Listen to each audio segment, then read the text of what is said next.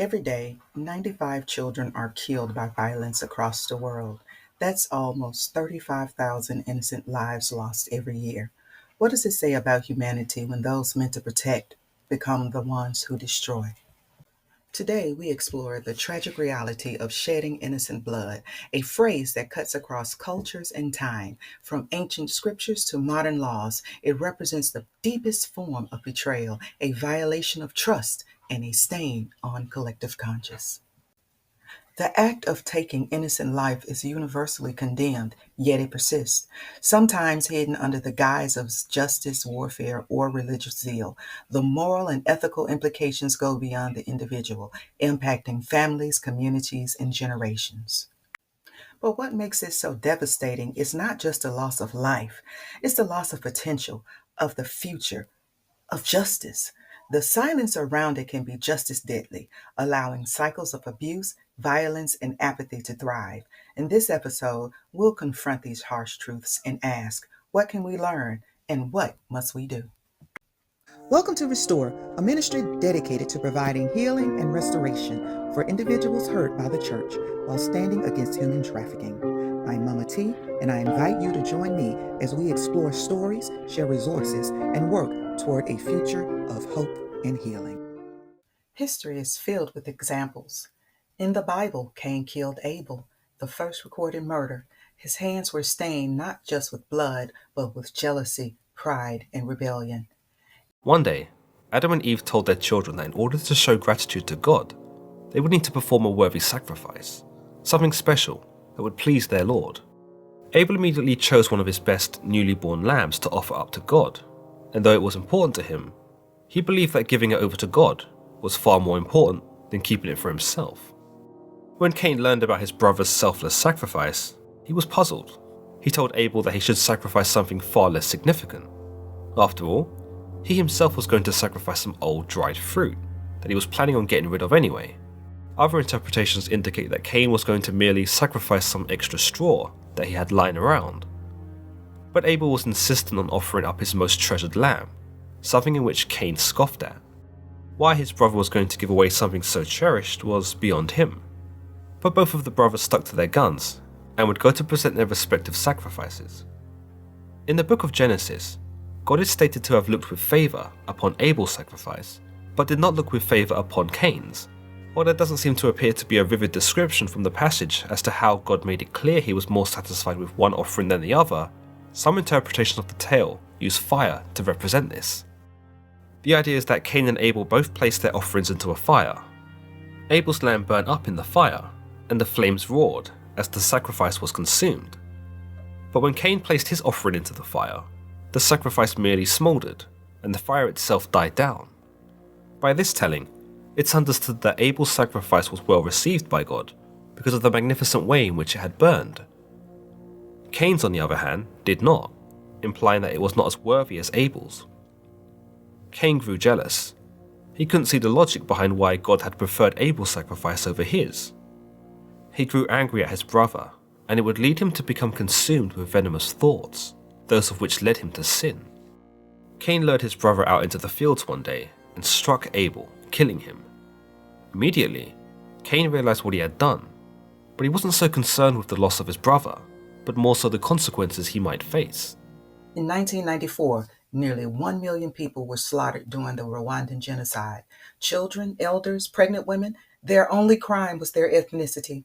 Everyone needs to know what is happening in the Congo right now because it actually affects all of us. Okay, so here are the main characters you need to know about. Number one, you've got the DRC, the Democratic Republic of Congo. They are the second largest country in Africa, and you want to know something crazy? They are actually considered the richest country in the world in terms of wealth in natural resources. Not just in Africa, the entire world. They have a staggering $24 trillion worth of untapped natural resources. So why the hell do their streets look like this then? Well, let's go deeper. Second main character, you've got Rwanda. And in 1994, they experienced one of the worst in modern history, with 800,000 people being unalived. And this is where characters 3 and 4 come in, because that genocide came when two groups in Rwanda, the Hutus and the Tutsis, went to war. Both these groups are native to Rwanda. The Tutsis are traditionally cattle herders and were the minority in the country with about 14% of the population. But despite this, they governed Rwanda at the time where Belgium was still in colonial control of the country. You see, the Belgians, they favored the Tutsis. They gave them power, education, and positions of privilege over the Hutus, despite the Hutus being the majority and making up about 85% of Rwanda's population. Now, eventually, the Hutus, they rebelled, and that led to Rwanda's independence from Belgium in 1962. But now that the roles were reversed and the Hutus were in charge, one of Africa's longest wars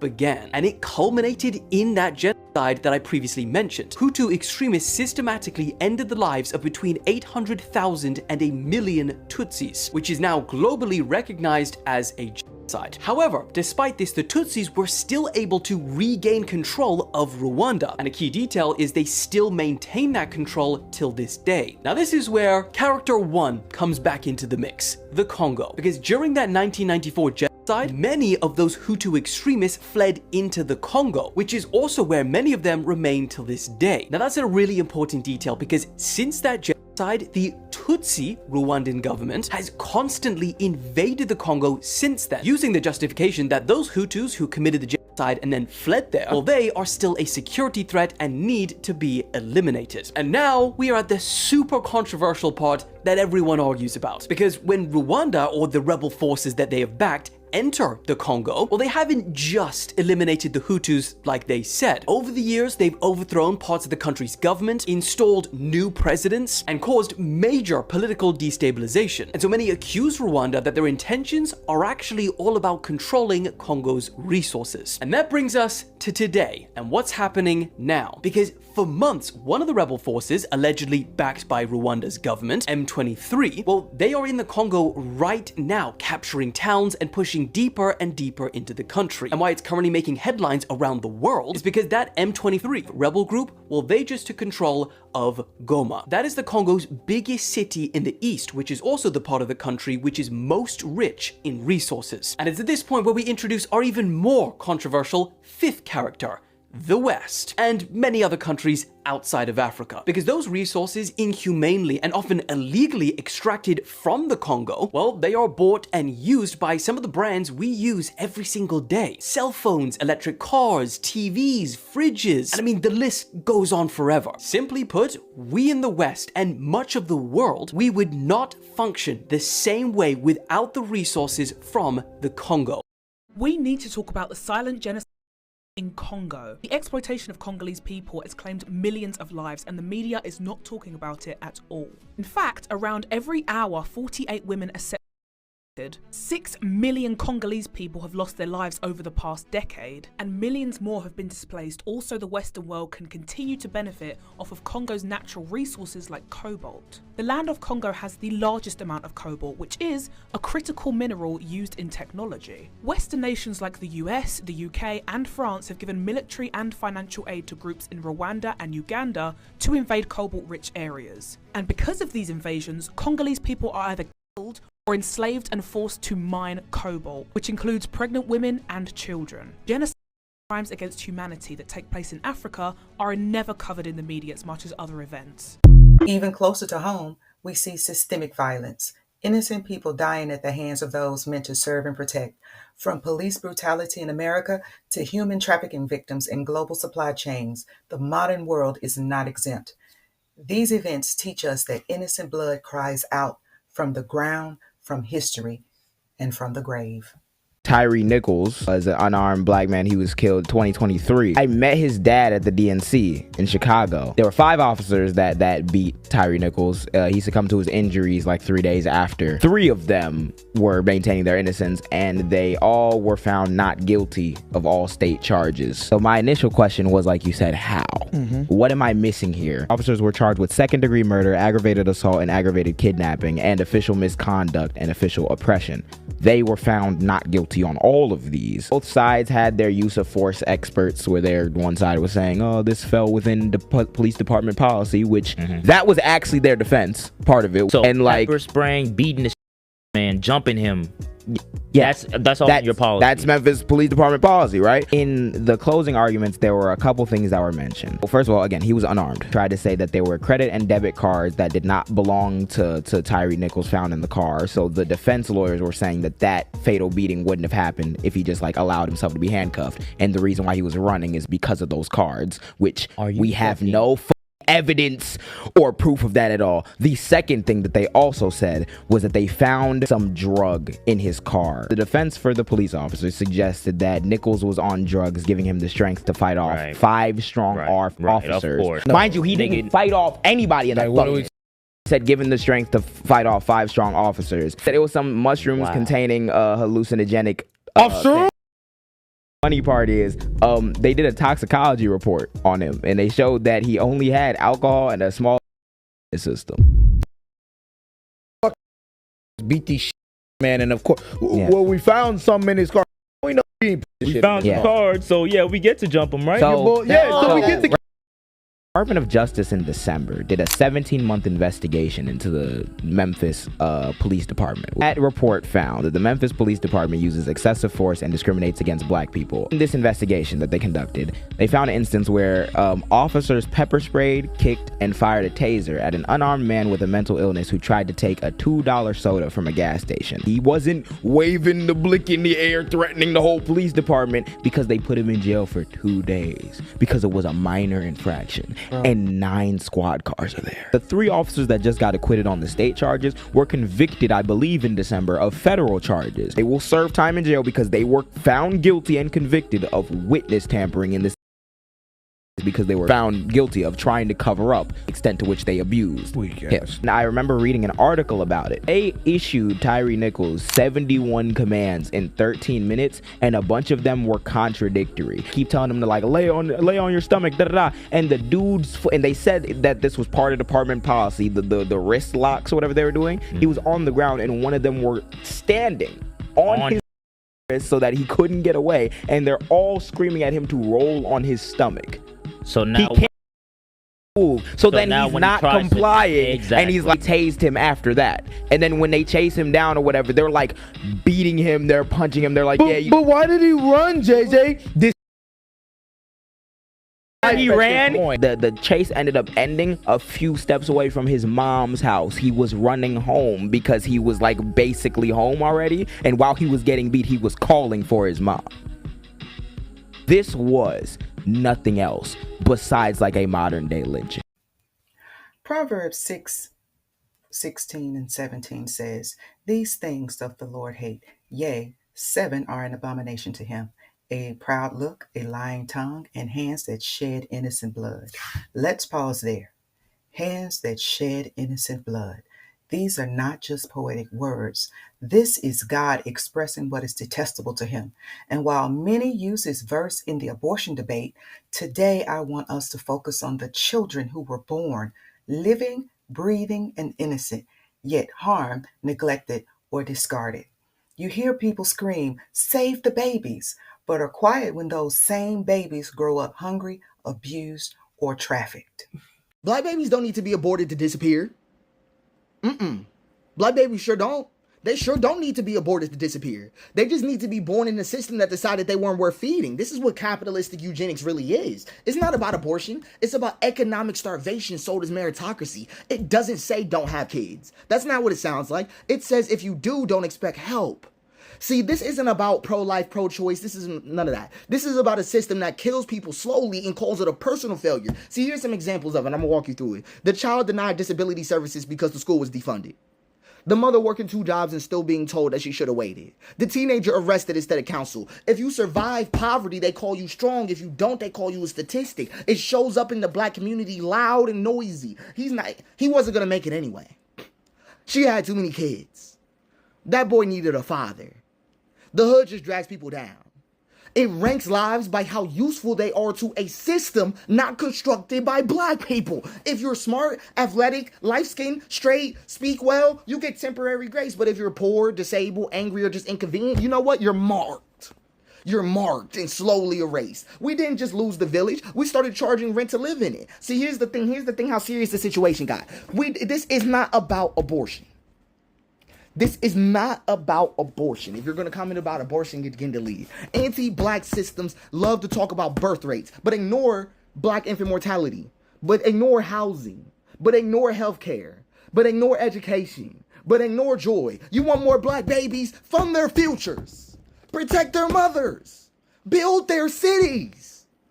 Birth is not safety, and survival is not freedom without any of that. I want y'all to hear it again. You want more black babies? Fund their futures, protect their mothers, build their cities, because without that, birth is not safety, and survival is not freedom. See, and we enforce it ourselves. Here's how serious the situation goes. We start saying they made their bed.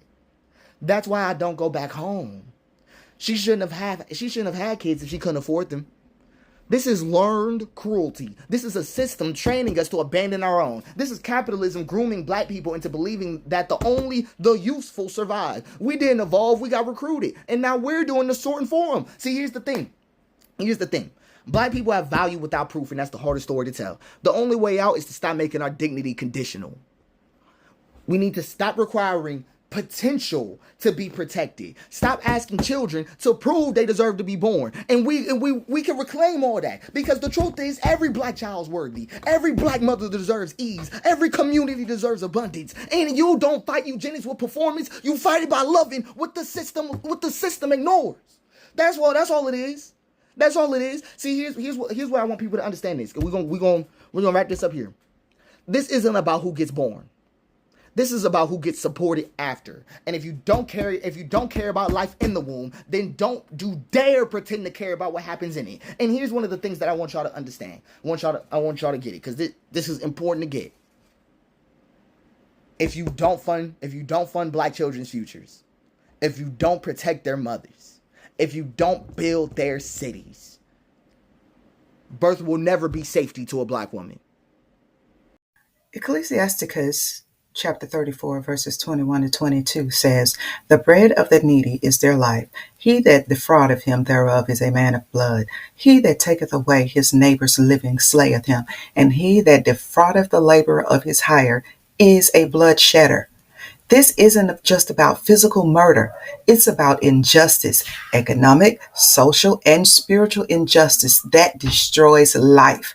You can shed blood by withholding food, access to safety, or shelter. So Bridget Phillipson is the school's secretary, the education secretary, and she is the one who suggested cutting school spending by £500 million and ending universal free meals for infants. This is part of negotiations with the Treasury before the spending review. This would affect children in England. She's also offered to axe funding for free period products, sanitary towels, other period products for girls in schools, and for dance, music and PE schemes. Across 32 states, D.C. and some territories, emergency SNAP benefits are coming to an end. It's already ended in the rest of them. Households will get at least $95 less per month. Some households will see reductions of $250 or more. Emergency allotments kept 4.2 million people out of poverty the last quarter of 2021. The cutoff comes as groceries are 11.3% higher than 1 year ago. Anti-hunger advocates say poverty rates are now likely to rise. Meanwhile, the cost of the SNAP program has surged under these emergency payments from $60 billion in fiscal year 2019 to nearly $114 billion by fiscal year 2021. The end of the other emergency measures will drop the SNAP cost by $21 billion for fiscal year 2023. SNAP is one of those government benefits that adds more to the economy than it costs to maintain. That can have an effect of stimulating the economy, and the reduction of benefits might slightly depress economic growth and inflation. In the wisdom of Solomon, chapter 12, verses 3 to 7, we see that God punished the Canaanites for the evil that they committed against the innocent. Sadly, these atrocities are still being done today and in different ways. You have parents who have addictions and will do anything for their next hit, including allowing a weirdo access to their child. So many children are no longer here because of the sacrifices their parent made to their God. When you are hooked on illegal substances and all you ever think about is scoring your next hit, that is your God. If you are hooked on drugs and think you're a good parent, you're not. It's the drugs fooling you. Get your children somewhere safe while you get the help you need. 51 years to life in prison. That was the sentence handed down to a mother who admitted to trading her 11-year-old daughter for heroin. The judge in the case had some choice words for her. 9 on your side's TJ Parker is live for us downtown with what she had to say. TJ?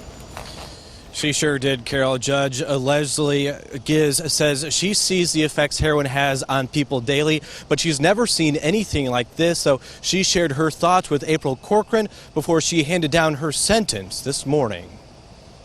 I'm going to have this court will have the kind of mercy on you that you had on your daughter, which is none. Judge Leslie Giz has no sympathy for 30-year-old mother April Corcoran. She made it clear what Corcoran did is disturbing. All I can do is weep for her that the one person in the world, her mother, threw her under a bus because you wanted to get high.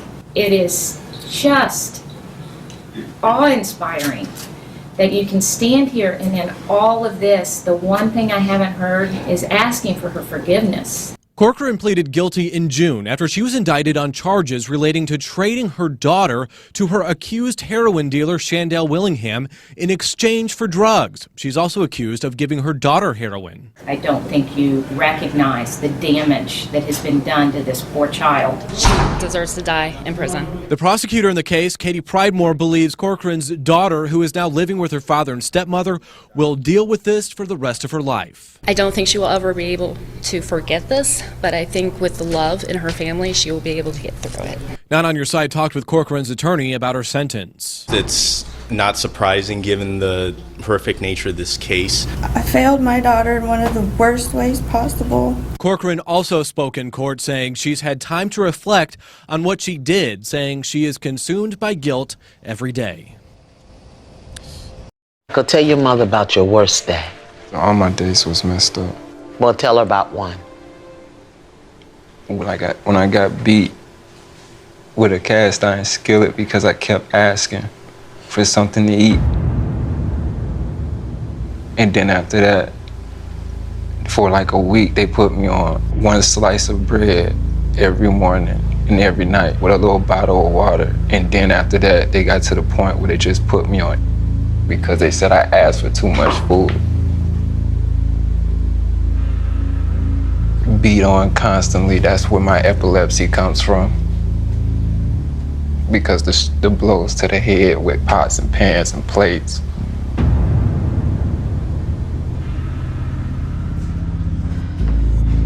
How old were you? Mr. Michael. Mr. Michael, can you hear me? This is personal to our mission at R.E.S.T.O.R.E.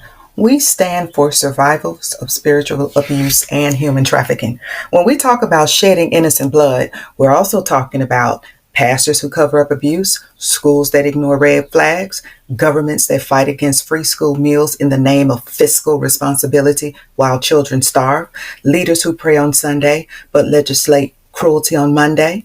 Remember what Jesus said in Matthew 18:6, "For whosoever shall offend one of these little ones, it will be better for him that a millstone were hanged about his neck and he were drowned in the depths of the sea."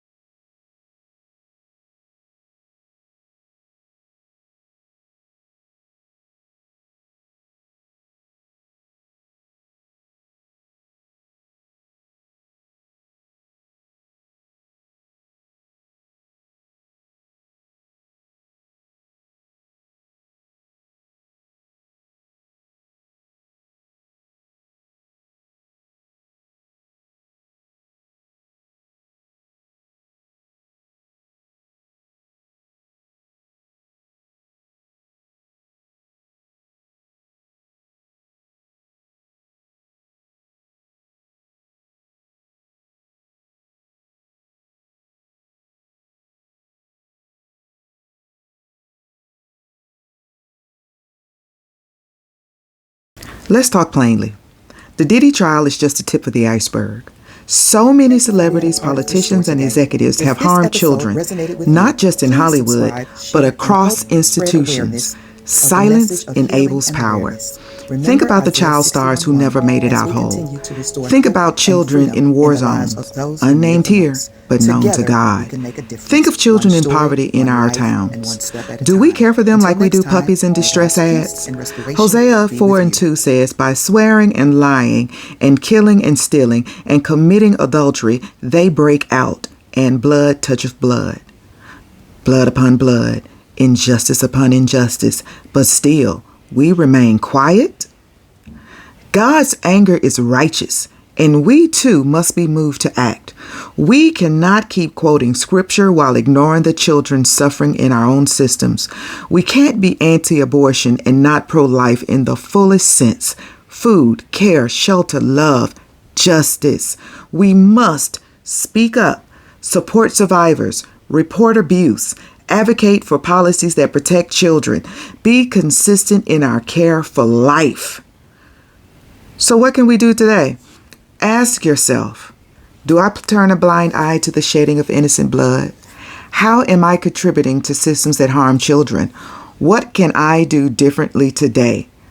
Well, you can support organizations that fight trafficking. You can volunteer, donate, speak, vote with conviction. That's what you can do. And not only that, you can pray. You can pray, you can share information, because a lot of times people, they do what they know. And if they don't know, then how can they do? So you can share this podcast. You can share podcasts like this. Share it far and wide so people can know this is what's going on. And this is what we need to do to make things right for the innocent.